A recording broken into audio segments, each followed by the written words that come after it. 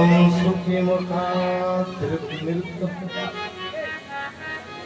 संयोक्तं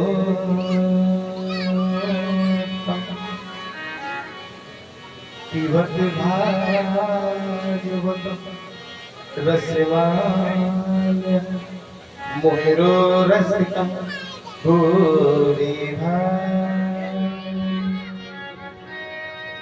निगम कल्पतरुतल्कं फल सुख मुखार अमृत दृढ़ से जो अमृत है सुख के मुखार। कहा गया है अगर तोते का बच्चा अगर कच्चे आम में चोंच लगा देता है तो उसमें मिठास आ जाती है।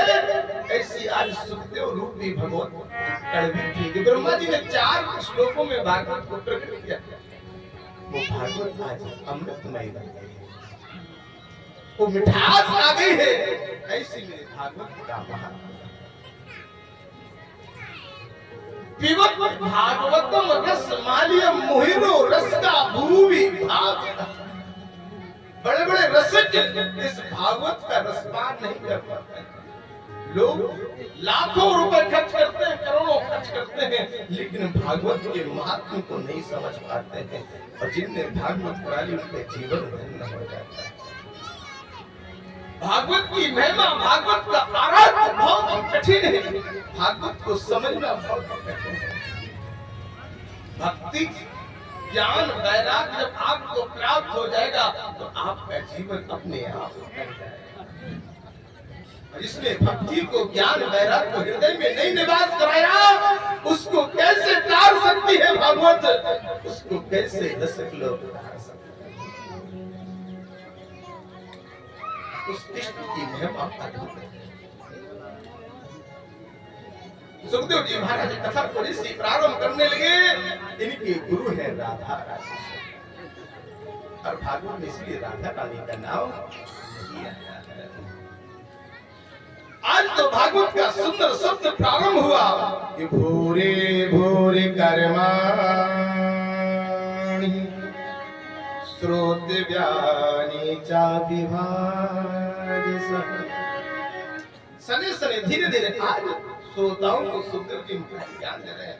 बोले ब्रह्मा जी ने जब सृष्टि को किया और सृष्टि में सबसे पहले दिनों को बनाया है। किसको बनाया है? 7 दिन बनाए हैं। 8वां दिन है कोई राजा हो या रंग को 7 दिन में आएगा और 7 दिन में चला जाएगा। बताइए 7 के अलावा 8वां दिन है और 7 दिनों का जो होता है उसको एक क्या कहते हैं? एक सप्ताह कहते हैं।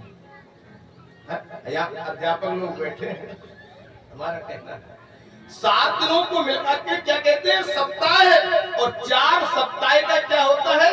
1 माह है। ध्यान देना मेरी बात को।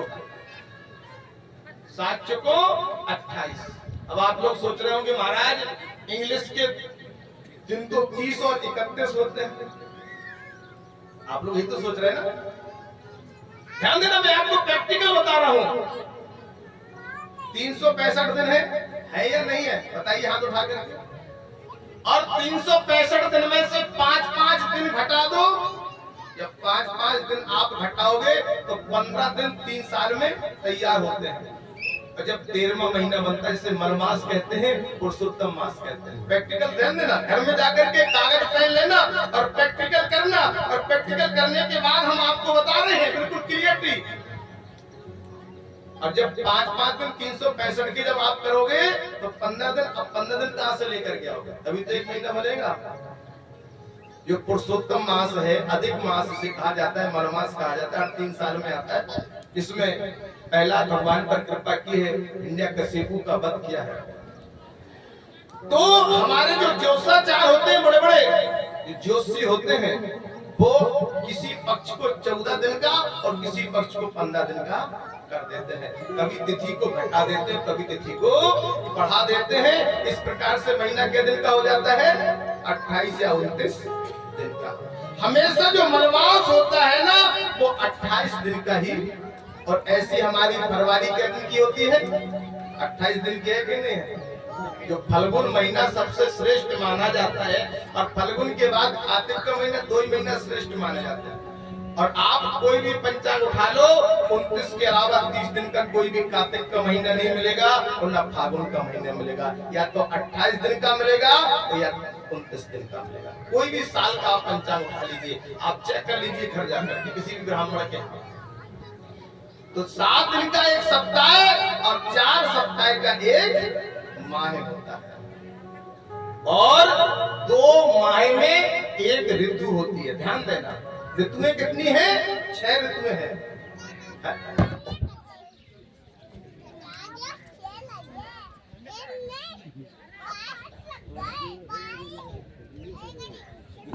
समझ में आया?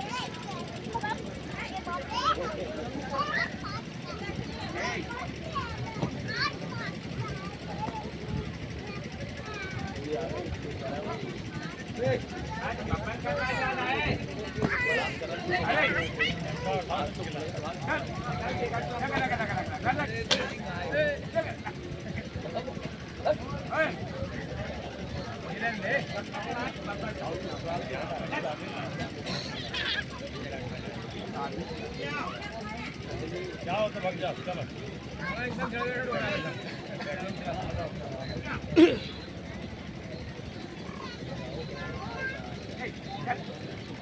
बोलो ना।